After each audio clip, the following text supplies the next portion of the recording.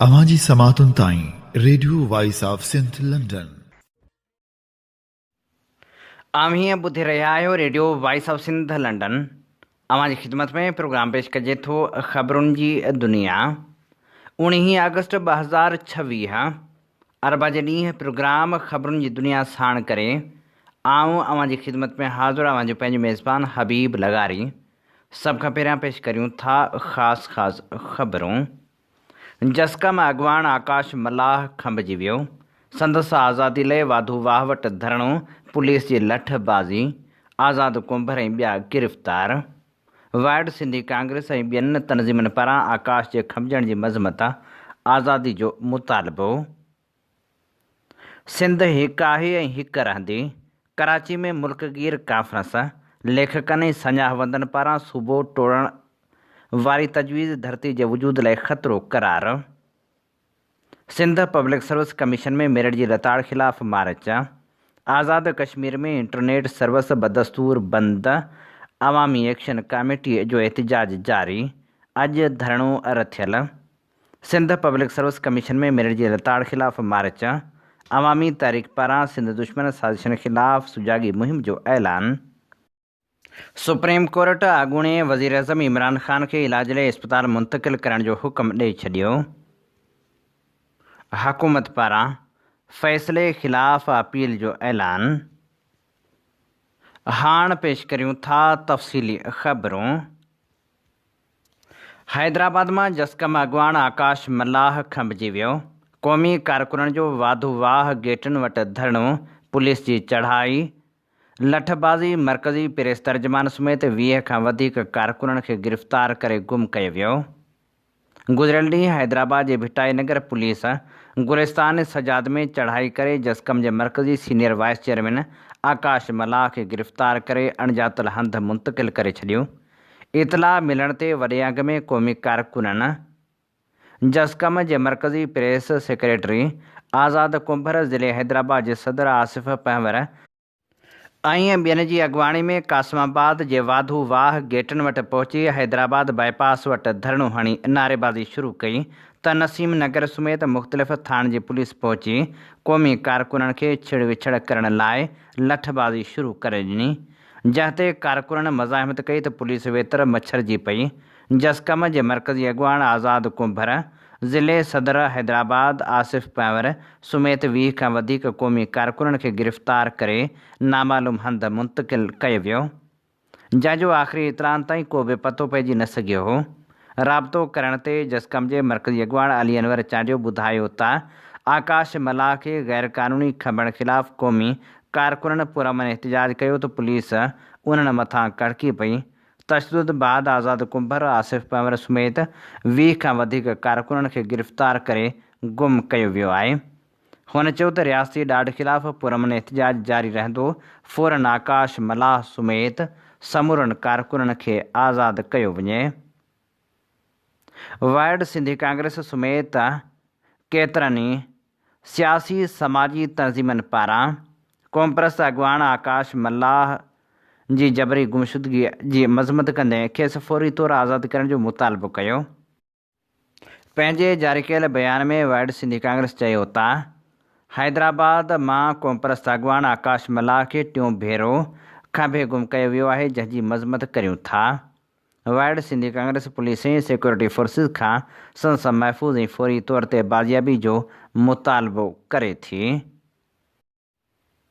जीए सिंध मुहाज़ जे chairman रियाज़ चांडीअ पंहिंजे जारी कयल बयान में चयो त जीए सिंध क़ौमी मुहाज़ अॻवान आकाश मल्लाह खे बिना जवाज़ गैर क़ानूनी तौरु खंभे गुम कयो वियो आहे, जंहिंजी मज़मत करियूं था। असीं मुतालबो करियूं था त फ़ौरी तौर ते आकाश मल्लाह खे आज़ादु कयो वञे। जेकॾहिं हुन ते को केस दाख़िल आहे त खेसि अदालत में पेश कयो वञे। जसकम शहीद बशीर ख़ान मरकज़ पारां जारी कयल बयान में आकाश मल्लाह जी गिरफ़्तारी ऐं कारकुननि ते तशदुद जी मज़मत कई वई। जसकम शहीद बशीर ख़ान जे सरबराह डॉक्टर नियाज़ कालाणी, पुनहल सारियो ऐं ॿियनि पंहिंजे जारी कयल बयान में चयो आहे त जसकम जे सीनियर वाइस चेयरमैन आकाश मल्लाह जी हैदराबाद पुलिस हथां गिरफ़्तारी ऐं गुमशुदगी जी मज़मत करियूं था। मुतालबो करियूं था त आकाश मल्लाह खे फौरी तौर ते आज़ादु कयो वञे। जीअं सिंध क़ौमी पार्टीअ जे चेयरमैन नवाज़ खान ज़ौहर चयो आहे त जसकम अॻवान आकाश मल्लाह खे खंभे गुम करणु सियासी हक़नि जी संगीन लताड़ आहे। गिरफ़्तारी ख़िलाफ़ वाधो वाह ते एहतिजाज मथां पुलिस तशदुद जी निदा करियूं था। पुरअमन सियासी जदोजहद जे रस्ते रोक बंदि करे समूरा सियासी कारकुन आज़ादु कया वञनि। Voice for missing persons of Sindh पारां पिणु आकाश मल्लाह खे खंभे गुम करण जी सख़्त मज़म्मत कंदे संदसि आज़ादी जो मुतालबो कयो वियो। जसकम जे मरकज़ी vice chairman Fakir Ramzan Kalwar, general secretary Mohammad Ramzan Khaskheli, joint secretary Ali Anwar ऐं ॿियनि। जारी कयल बयान में जसकम जे senior vice chairman Akash Mallah खे खंभे गुम करण जी शदीद लफ़्ज़नि में मज़म्मत कंदे चयो आहे त सॼी सिंध में क़ौमी कारकुननि ख़िलाफ़ ऋण ॿारियो वियो आहे। हिकु तरफ़ सिंध दुश्मन रिथाऊं रथियूं पियूं वञनि त ॿिए पासे सिंध विरहाइण जा साबाहा जारी आहिनि। उन ख़िलाफ़ सिंध जी क़ौमी तहरीक मैदान अमल में आहे। रियासती इदारा ऐं नाहिल सिंध जा हुक्मरान क़ौमी तहरीक ख़ासि तौरु जसकम ख़िलाफ़ अणएलानियल ऑपरेशन शुरू कयो आहे। जसकम मीरपुर ख़ास जे सदर मुनवर नूहाणी ऐं खुशहाल मेघवाड़ ख़िलाफ़ बग़ावत जा केस दाख़िल करणु, सिंध जी न्याणी आरज़ू सिंधी खे बग़ावत केस में गिरफ़्तार करणु, जसकम जे बहादुर सीनियर वाइस चेयरमैन जी गिरफ़्तारी हुक्मराननि ऐं रियासती इदारनि जी बुज़दिली ज़ाहिर करे थी। जसकम पारां अॼु सॼी सिंध में एहतिजाजी मुज़ाहिरनि जो सॾु पिणु ॾिनो वियो आहे।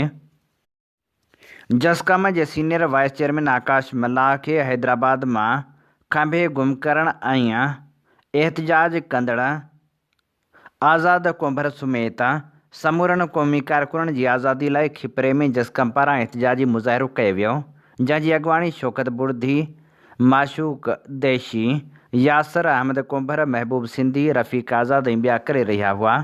उन मौक़े ते जसकम जे सीनियर अॻुवान आकाश मल्लाह, आज़ाद कोंभर ऐं ॿियनि खे बिना देर जे आज़ादु करण जो मुतालबो कयो वियो।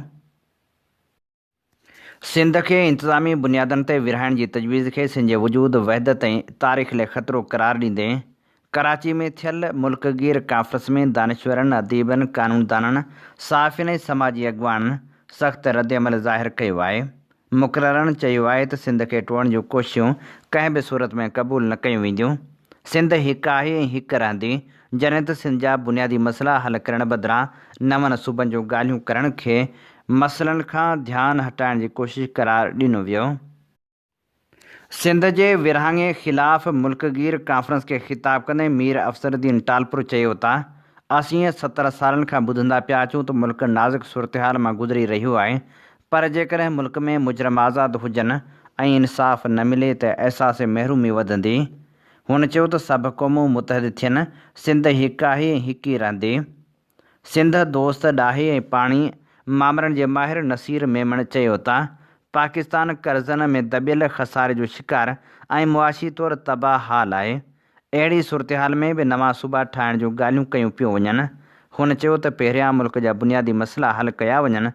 संदसि चवणु हो त सिंध जी 1000 एकड़ ज़मीन वफ़ाक़ी हुकूमत कारपोरेट फार्मिंग लाइ हासिलु करे चुकी आहे, जॾहिं त मैदनी वसीला सूबनि जी मिल्कियत हुजणु घुरिजनि। नवां सूबा ठाहे डमी वज़ीर अज़म रखण जी कोशिश कई पई वञे। नसीर मेमण चयो त मसइला इस्लामाबाद जे मर्कज़ में बि मौजूदु आहिनि, जॾहिं त कराची जे मसइलनि जे हल लाइ नओं सूबो ठाहिण खां सवाइ ॿियो को रस्तो नज़र न अचण वारी सोच ते बि सवाल उथारणु घुरिजनि। उर्दू मीडिया सिंध जे मसइलनि खे मुनासिब अंदाज़ में उजागर नथी करे तअसुबी नुक़्ता नज़र ख़तमु थियणु घुरिजे। डॉक्टर कैसर बंगाली चयो त हीउ दौरु जंग जो दौरु आहे। उहा जंग जमहूरियत ऐं आइन जी बका जी जंग आहे। हुन चयो त जॾहिं पीका एक्ट आंदो वियो त कंहिं बि एहतिजाज न कयो। क़ौमी बैंकनि जे निजकारी वक़्तु बि को वॾो एहतिजाज न थियो। औरतुनि ऐं मज़दूरनि जे मसइलनि ते बि जदोजहद महदूद रही, पर सिंध जे मसइले ते सभु गॾु नज़र अचनि था।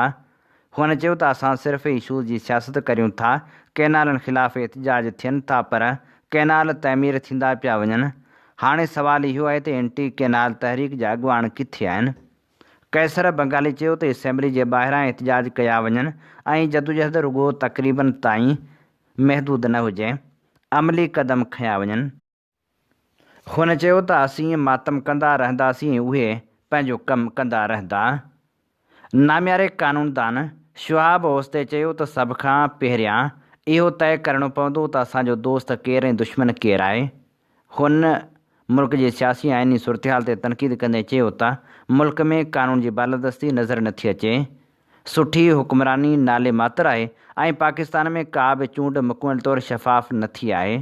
संदसि चवणु हो त मुल्क में 3 आइन ठाहिया विया ऐं उहे 3 ई नाकाम विया। नाम्यारे सहाफ़ी नाज़र महमूद चयो त मुहाजिरनि बाबति मुहाजिरी ॻाल्हाए सघे थो। मां मुहाजिर आहियां पर तरक़ी पसंद ग्रुप सां वास्तो रखां थो। हुन चयो त हुन सोभे ज्ञानचंदाणी ऐं ॿियनि तरक़ी पसंद अदीबनि ऐं दानिशवरनि खां सिख्या वरिती। नाज़र महमूद उर्दू मीडिया ते तनक़ीद कंदे चयो त उर्दू मीडिया सिंध दुश्मनी वारो किरदारु अदा करे रही आहे ऐं भुट्टो ज़िंदा आहे वारे नारे खे बि ग़लति अंदाज़ सां पेश कयो पियो वञे। हुन चयो त सूबे ठाहिण जो मुतालबो बदनीयती ते ॿधलु आहे। मुहाजिरनि खे बि अखि खोलणु घुरिजे ऐं सिंध विरहाङे वारो शो ख़तमु थियणु घुरिजे। डॉक्टर बख़्त जमाल जो चवणो त सिंध में रहंदड़ मुख़्तलिफ़ ॿोलियूं ॻाल्हाईंदड़ माण्हू सिंध विरहाङे ख़िलाफ़ आहिनि। मुल्क में जाली वोट दाख़िल कया वञनि था ऐं वफ़ाक़ सिंध खे विरहाइण जी कोशिशि करे रहियो आहे। हुन ख़बरदार कयो त सिंध खे टोड़ण जी साज़िश कई वई त पाकिस्तान बि न बचंदो।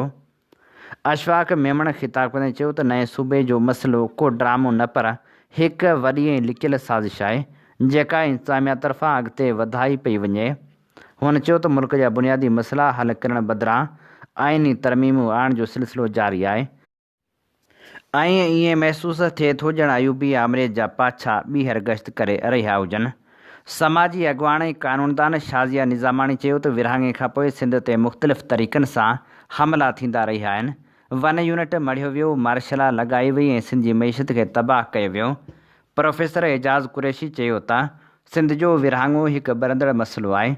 सवालु इहो आहे त सिंध में नवां सूबा ठाहिण जी ज़रूरत छो पेश अची रही आहे।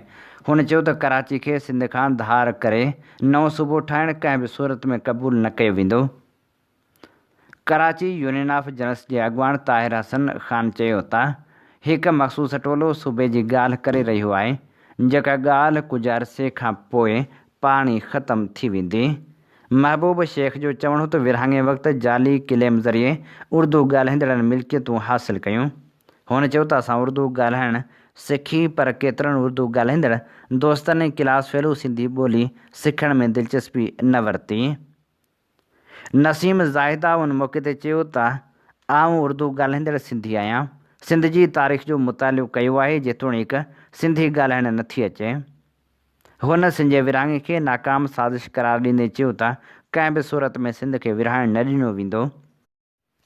हुन चयो त हूअ मलीर काठोड़ ऐं गडाब जे ॻोठनि में वेंदी रहे थी ऐं उतां जे माण्हुनि सां बि राब्ते में आहे। शबीर चांडीअ ख़िताब कंदे चयो त सिंध तारीख़ी तौरु आज़ादु ऐं ख़ुदि मुख़्तियार रियासत रही आहे। सिंध असेंबली पाकिस्तान जी करारदाद पास कई हुई। कॉन्फ्रेंस खे ॿियनि केतिरनि ई मुक़ररनि पिणु ख़िताब कयो ऐं सिंध जी वहदत, वसीलनि, पाणी, मईशत, जमहूरियत ऐं आइनी हक़नि बाबति ख़्यालनि जो इज़हार कयो। उन मौक़े ते ख़लील चांडीअ मुख़्तलिफ़ करारदादूं पेश कयूं, जॾहिं त ग़ुलाम अकबर मलक कॉन्फ्रेंस में शिरकत कंदड़ महिमाननि ऐं मुक़ररनि जा थोरा मञा। जॾहिं त सिंध जे सञाहवंदनि, लेखकनि, दानिशवरनि सिंध मुख़ालिफ़ साज़िशनि खे मुकमिल तौर ते रद्द करे हुकूमत खां फ़ौरी तौरु फ़ैसिलो वापसि वठण जो मुतालबो कयो आहे। मैं मीडिया वर्कर्स बेचारे जो भी जिस वजह से मजबूर है, मैं उनका एहतराम करता हूँ। मैं उन मीडिया हाउसेज ओनर्स और उन वो जो लॉन्च्ड कमीशन किस्म के लोग यहाँ बैठे हैं मीडिया हाउसेज के नाम पे, और ये सबसे ज़्यादा हमारे अनफॉर्चुनेटली लाहौर बेस्ड लोग हैं। मैं किसी की यहाँ नस्ल परस्ती में नहीं जाना चाहता, लेकिन हार्ड रियलिटी के वो पॉलिटिकल लीडर्स, वो सूडो इंटेलेक्चुअल्स और वो धंधे वाले मीडिया के टाइकून्स, ये सारे वहाँ से बैठे हैं जो ये वेनमस कैंपेन चला रहे हैं। अगर पाँव पानी में डूब जाए तो 6 घंटे कैमरा वहाँ खड़ा होता है, डूब गया कराची, डूब गया कराची। 22 से 24 जुलाई के दौरान लाहौर का एक भी अंडरपास गाड़ी के क्रॉस करने के काबिल नहीं था। कोई मीडिया का बंदा वहाँ कैमरा लेके नहीं जा रहा था। क्यों? मैं आपको अगर वाकयात 2-3 सुनाता हूँ, मैं अब वाइंड अप करने की तरफ जाऊँगा। 30 तारीख को लाहौर में, मैं सानहात को कंपेयर खुदा न खासा करना नहीं चाहता, हम वो लोग नहीं हैं जो किसी के अजियत से तस्कीन लेना चाहें, ये जुर्म है। लेकिन मैं सिर्फ मीडिया का रवैयों की कंपैरिजन के लिए कुछ एग्जांपल दे रहा हूं। अनफॉर्चुनेटली लाहौर में 14 मासूम बच्चे ट्यूशन सेंटर की छत गिरने से गिरे, 10 मिनट के बाद वो खबर ही गायब हो गई। पिछले साल हजारों नहीं लाखों एकड़ जमीन वहां पे पानी के अंदर थी, सैलाब की आफत हुई थी, गरीब पंजाब के लोग बेहाल और बेहाल और कैंपों में पड़े थे, कोई वहां पे कवरेज नहीं हो रही थी। मुझे खुशी है कि यहाँ के मसलों पे होती है, मैं ये नहीं कहता कि यहाँ की ना हो, मैं कहता हूँ कि आप ईमानदारी और इंसाफ से काम लें। जो अगर कराची का मसला दिखाना है तो वैसा ही लाहौर, पेशावर, कोयटा और फैसलाबाद और रावलपिंडी का भी तो दिखाए ना। इतनी तो हिम्मत और अखलाकियात पैदा करें। जिस मीडिया में अखलाकियात और जिम्मेदारी ना हो वो किसी एहतराम के काबिल नहीं। यहाँ पे 6-7 महीने पहले एक मासूम बच्चा गटर में गिर गया, उसकी जिंदगी चली गई। वो हमें अपने बच्चों की तरह अजीज है, उसकी अजियत को महसूस करते हैं। किसी को याद है 17 जून को सुंदर के इलाके में एक मासूम बच्चा गटर में डूब के लाहौर में वो बेचारे की जिंदगी चली गई, कोई कवरेज नहीं है। यहाँ का एक नौजवान कत्ल हुआ है, मुझे खुशी है कि उसके लिए आवाज उठाई जा रही है। जब तक उसके कातिल सामने नहीं आते मैं बिल्कुल दाद देता हूँ। लाहौर के एक थाने में जवां साल 2 खवातीन पुरस्कार तौर पे मर गईं। जाली पोस्टमार्टम रिपोर्टें उनके वहां के न्यूज एंकर्स क्लेम कर रहे हैं कि इनकी कोई सेंस नहीं है, कोई मीडिया हाउस उसको नहीं उठाता, वो पाकिस्तान की बच्चियां नहीं थी। तो ये जो तसबी नुक्ता निगाह है जिसमें आपकी दुनिया के सारे मसाइल और खराबियां और बर्बादियां सिर्फ कराची के खाते में दिखा के और एक सूबे के मुतालबे को हवा देने लगते हैं, कभी सिंध के लोग इस तरह की तसब परस्ती को कबूल नहीं करेंगे। हम चाहते हैं कि कराची में हर रहने वाले को इंसाफ मिले, पीने का पानी मिले, सड़कें साफ हो, कचरा उठाया जाए और इसमें जो गफलत है उसकी जिम्मेदार बिल्कुल हम समझते हैं कि सिंध हुकूमत उसकी जिम्मेदार है। लेकिन उसको सिंगल आउट करना करके उसके बेसिस पे अगर कोई कहे कि हम सूबा बांटेंगे, हम जमीन बांटेंगे, भूल जाइए सिंध का नुमाइंदा ऐवान बैठा है, पहले दिन से इन चीज़ों को रद्द करता है, आज भी रद्द करता है, हर जबान बोलने वाला इसको रद्द करता है। और हमेशा हम इस तरह की चीज़ें, इस तरह के तजावीज़ जो कि मेरा ख्याल है कि ये ना सिंध के हक में, ना पंजाब के हक में, ना खैबर पख्तूनख्वा के, ना बलूचिस्तान के और ना पाकिस्तान के वफाक के हक में, ये तजर्बात ख़त्म करें। ये बेहोश हुआ मरीज़ पहले ही लागर हालत में, इसकी ज़िंदगी ख़तरे में, मेहरबानी करके इसमें मज़ीद तजर्बात ना करें। सुप्रीम कोर्ट अॻूणे वज़ीर अज़म इमरान ख़ान खे शिफ़ा इंटरनेशनल इस्पताल मुंतक़िल करण जी हुकूमत खे इस्पताल इंतिज़ामिया जी मुशावरत सां तिबी मुआइने ऐं इलाज लाइ मेडिकल बोर्ड जोड़ण जो हुकुम ॾेई छॾियो आहे। जॾहिं त अदालत वाज़िह कयो आहे त पाकिस्तान तहरीक इंसाफ़ इमरान ख़ान जे घर भातियुनि पारां इन ॻाल्हि खे यकीनी बणायो वञे त शिफ़ा इस्पताल जे अहाते में को बि अवामी मेड़ाको मुनक़िद न कयो वेंदो। पाकिस्तान तहरीक इंसाफ़ पंहिंजे कारकुननि ते ज़ोर ॾिनो आहे त उहे शिफ़ा इस्पताल जे भर पासे में जमा थियण खां पासो कनि। कानून वारे वज़ीर आज़म नज़ीर तारड़ चयो आहे त हुकूमत तहरीक इंसाफ़ जे बानी जे इलाज बाबति सुप्रीम कोर्ट जे फ़ैसिले जो जाइज़ो वरितो आहे। उन फ़ैसिले ते नज़रसानी लाइ अदालत सां राबितो कयो वेंदो। 22 अगस्त ते हैदराबाद में वहदत सिंध मार्च जी आगाही मुहिम जे सिलसिले में सिंध यूनाइटेड पार्टी जो क़ाइम मक़ाम सदर रोशन अली बुरड़ो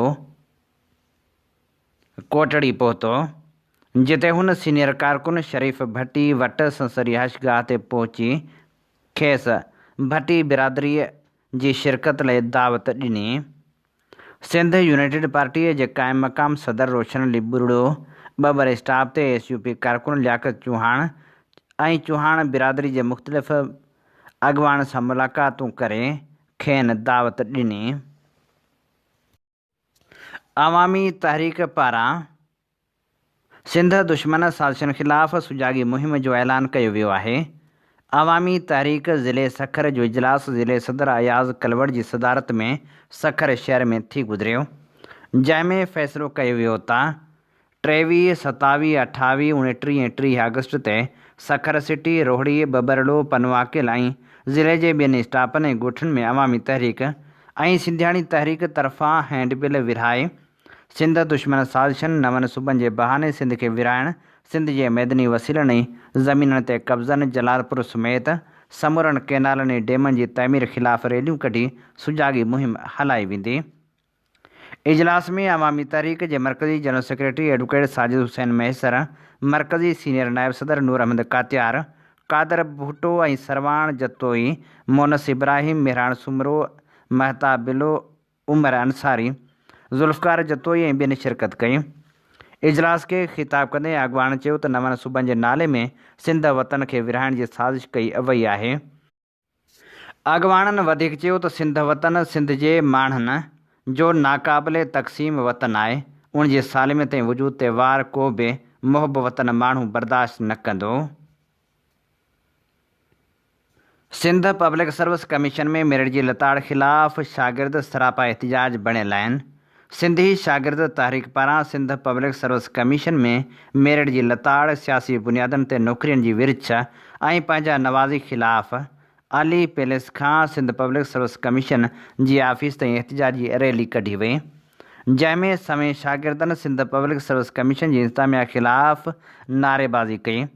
रैली खे ख़िताब कंदे सिंधी शागिर्द तहरीक जे मरकज़ी सेक्रेटरी अयाज़ लगारी, सिंधी शागिर्द तहरीक जे मरकज़ी अॻवान इरफान लाशारी, ज़िले ऑर्गेनाइज़र अली अहमद टालपुर, अली रज़ा जलबाणी, रमेश रेबारी ऐं ॿियनि चयो त पीपल्स पार्टीअ जे 17 साला कारे दौर में सिंध पब्लिक सर्विस कमीशन कंहिं बि तरह खां साफ़ शफ़ाफ़ ऐं मेरिट तहत फ़ैसिला कंदड़ इदारो न रहियो आहे। सिंध जे पीढ़ियल तबिके जा हज़ारे अहल नौजवान शागिर्द महिनत करे नूर निचोए जॾहिं सिंध पब्लिक सर्विस कमीशन जे इम्तिहान में वेहनि था त सवाइ मायूसी जे ॿियो कुझु बि नथो मिले। अॻवाननि वधीक चयो त सिंधी शागिर्द तहरीक सम्झे थी त सिंध पब्लिक सर्विस कमीशन जहिड़े इदारे खे करप्ट तरीन इदारो बणाइण में पीपल्स पार्टी जी सिंध सरकार सिधी सही मुलविस आहे, जंहिंजे करे केतिरनि ई सालनि खां सिंध जा शागिर्द सरापा एहतिजाज बणियल आहिनि, पर संदन कंहिं बि क़िस्म जो इंसाफ़ नथो थिए। सिंध पब्लिक सर्विस कमीशन पारां मेरिट जी लताड़ सिंध ऐं सिंध जे नौजवाननि जे मुस्तक़बिल सां खेॾणु बराबरि आहे, जंहिंखे कंहिं बि सूरत में क़बूल न कयो वेंदो। सिंधी शागिर्द तहरीक जे अॻवाननि मुतालबो कयो त सिंध पब्लिक सर्विस कमीशन जी समूरियुनि भर्तियुनि जी अदालती जांच कराई वञे। नाइंसाफ़ी जो शिकार थींदड़ उमेदवारनि खे नज़रसानी जी शफ़ाफ़ तरीक़ेकार तहत ॿीहर मौक़ो ॾिनो वञे। उन्हनि ऑफिसरनि ऐं अमलदारनि ख़िलाफ़ क़ानूनी कार्रवाई कई वञे जेके मेरिट जी भञकड़ी ऐं लताड़ कनि था। सिंध स्टूडेंट्स एक्शन कमेटी जे अॻवाननि मेरिट जी लताड़ ख़िलाफ़ सिंध यूनिवर्सिटी में जागृता मुहिम हलाईंदे सिंध यूनिवर्सिटी खां जामशोरो फाटक ताईं शागिर्द मार्च कयो। स्टूडेंट्स एक्शन कमेटी जे कन्वीनर ज़बीला मस्तोई, वजाहत हिंगोर जो वहीद चनड़, सूफ़ी कामरान, फ़खरुद्दीन खुआरो, सिंध यूनिवर्सिटी जामशोरो जे इंग्लिश पॉलिटिकल साइंस जे शोबन सेंट्रल लाइब्रेरी कैंटीन में वञी सिंध पब्लिक सर्विस कमीशन ख़िलाफ़ शागिर्दनि खे जागृता ॾिनी। ख़िताब कंदे अॻवान चयो त अॼु असां सिंध पब्लिक सर्विस कमीशन जे इम्तिहान में मुतासिर थिया आहियूं, सुभाणे अव्हां जो वारो अचिणो आहे। असां हिन तहरीक ज़रिए पंहिंजो ऐं अव्हां सिंध जे नौजवान जो मुस्तक़बिल बचाइणु घुरूं था। शागिर्दनि सां मुखातिब थींदे अॻवाननि चयो त मेरिट जो मसइलो न सिर्फ़ु मर्दनि जो पर उन सां गॾोगॾु नियाणियुनि जो बि आहे। उन लाइ ज़रूरी आहे त शागिर्दियाणियूं बि मेरिट जी बहाली लाइ अॻियां अचनि ऐं आवाज़ उथारीनि। जेकॾहिं तव्हां सां हादसो थींदो तव्हांखे ख़बर पवंदी त दिलि दुखता है भाई। लाहौर में तव्हां 3 साल वही तयारियूं करियो, 2 वेले जी मानी खाओ, हिकिड़े वेले जी मानी न खाई सघो, तव्हां CSS ऐं TCS जी तयारियूं करियो। CSS में तव्हां इंग्लिश एसे फिरसीस पास करियो, हिते तव्हां हुनखे उन्हनि एग्ज़ाम्स में फेल कयो वञे। तव्हां सम्झा थो असीं सिंध जे नौजवाननि जी जंग विड़ूं था, तव्हांजी जंग विड़ूं था, पंहिंजी जंग विड़ूं था।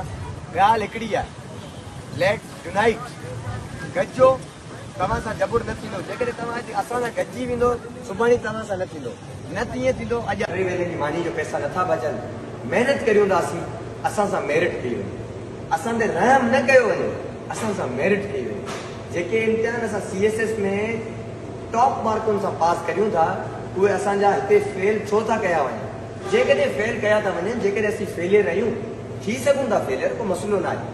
जेकॾहिं तव्हांजी यूनिवर्सिटी जो को माण्हू फेल करे क्लास में उस्ताद वो हक़ ॿुधाइनि तव्हां साईं खे चयो साईं भला मूंखे पेपर में जो ॾेखारियो ऐं फेल थियसि सोचियसि ऐं जेकॾहिं उहो उस्तादु तव्हांखे चए त बाबा कापी कोन ॾेखारींदुसि त पक सम्झो उस्तादु चोर अथव, उस्तादु कापियूं चेक कोन कयूं अथव। पब्लिक सर्विस कमीशन खे असीं चऊं था त मुंहिंजूं CSS 2025 में करंट अफेयर में 55 मार्कूं आहिनि, तव्हां मूंखे फेल कयो आहे। मूंखे मुंहिंजी करंट अफेयर जी कापी ॾेखारियो त आउं ॾिसां आउं कीअं फेल आहियां ऐं ईंदड़ भेरे आउं थोरो वधीक इम्प्रूव करियां। उहो चवनि था न इहो को रूल असांजी न आहे, जंग अवांजी बि आहे। अॼु न आहे वाक़ई, सुभाणे तव्हांजी जंग थींदी, तव्हांखे फेल कंदो। असीं चाहियूं था उन ॾींहं खां तव्हां बचो, अॼु असां सां जुड़ो, असीं अवांजी जंग विड़ी रहिया आहियूं। पोइ ईअं न थिए कौन समझता है बातों से, हर किसी को एक हादसा ज़रूरी है। अल्लाह अल्लाह जो हबीब न करे उहो हादसो तव्हां सां थिए। अॼु हादसो असां सां थियो आहे, महिनतूं कयूं, ज़रूरतूं कयूं, लाहौर में वञी तयारियूं कयूं, 2 वेला मानी खाइण जो वक़्तु पैसा हूंदा, 3 जो न हूंदा, असांजा ठहिरा भाउ महिनतूं कंदासीं। आज़ाद कश्मीर में अवामी एक्शन कमेटी जो एहतजाज बदस्तूर जारी आहे, जॾहिं त अॼु एहतजाजी धरणो पिणु हंयो वेंदो। इंटरनेट सर्विस अञा ताईं बहाल थी नाहे सघे। इलाइक़े वासियुनि पारां इंटरनेट सर्विस जी बहाली लाइ एहतजाजी तहरीक पिणु हलाई पई वञे, पर उन बावजूदि इंटरनेट सर्विस केतिरनि ई इलाइक़नि में बहाल थी नाहे सघे। मेहड़ भरिसां नौजवान रियाज़ ख़ासखेली मुबैना तौरु खंभिजी वियो। वारसनि पारां संसद बाज़ियाबी लाइ एहतजाजी मुज़ाहिरो कयो वियो। ॻोठ अलहरीनो तीवणो जे रहावासी रियाज़ ख़ासखेली खे फरीदाबाद शहर मां संदसि होटल तां मुबैना तौरु खंभे गुम कयो वियो आहे। नौजवान जे वारसनि एहतजाज कयो। उन मौक़े ते हुननि जो चवणु हो त रियाज़ खे खंभे गुम करण दौरान तशदुद जो निशानो बणायो वियो। इन खां अॻु बि रियाज़ ख़ासखेली खे खंभे गुम कयो वियो हो, जंहिंजे करे हुन जे अखियुनि जी रोशनी पिणु मुतासिर थी ऐं हू शुगर जो मरीज़ बणिजी वियो आहे। वारसनि वधीक चयो त संदसि सिहत ऐं हयाती बाबति सख़्तु ख़दशा आहिनि, तंहिं करे मुबैना गुमशुदगी जो नोटिस वठी खेसि फौरी तौरु बाज़ियाब करायो वञे। लखी ग़ुलाम शाह में बदअमनी ख़िलाफ़ शटरबंद हड़ताल करे एहतजाजी रैली कढी वई।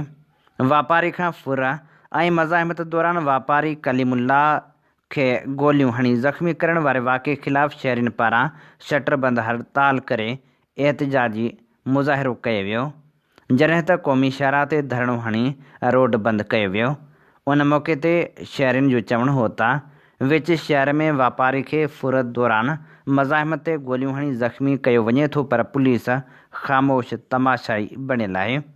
हुननि मुतालबो कयो त फौरी तौर ते नोटिस वठी ॾोहारियुनि खे गिरफ़्तार कयो वञे ऐं ॾोहारियुनि खे सख़्त खां सख़्तु सज़ा ॾिनी वञे त जीअं अहिड़ा वाक़िआ वरी न थी सघनि। क़ौमी अवामी तहरीक जे सरबराह अयाज़ लतीफ़ पलीजे चयो आहे त सिंध ते घणतरफ़ी जंग मुसलत कई वई आहे। पाणी वसीलनि खां पोइ वहदत ख़िलाफ़ साज़िशूं कयूं पियूं वञनि। अयाज़ लतीफ़ पलीजे सिंध जी आवाम सां मुख़ातिब थींदे चयो आहे त अॼु सिंध जी वहदत बाबति माठ रहिया त सुभाणे छा बचंदो। ज़मीन, पाणी, समुंड, शहर, वसीला या सिर्फ़ तारीख़ जा किताब। अयाज़ लतीफ़ पलीजे जो वधीक चवणु हो त वक़्तु पाण खां सुजाॻी दानाई ऐं पुरमन जमहूरी जदोजहद घुरे रहियो आहे। पंहिंजनि क़ौमी ऐं बुनियादी हक़नि लाइ किरदारु अदा करण लाइ अॻियां अचिणो पवंदो। अयाज़ लतीफ़ पलीजे चयो त सिंध तेल, गैस, कोयलो ऐं ॿियनि कुदरती वसीलनि जी मालिक आहे। दरिया ते धाड़ा हणी सिंध खे पाणी खां महरूम बणायो वियो आहे, जंहिं करे असांजी ज़रई मईशत तबाही जो शिकार आहे। वसीलनि जी फुरुट सबबि सिंध ते हथरादो गुरबत ऐं बदहाली मुसलत कई वई आहे। अयाज़ लतीफ़ पलीजे चयो त सिंध हज़ारे सालनि खां सिंधियुनि जो वतन आहे।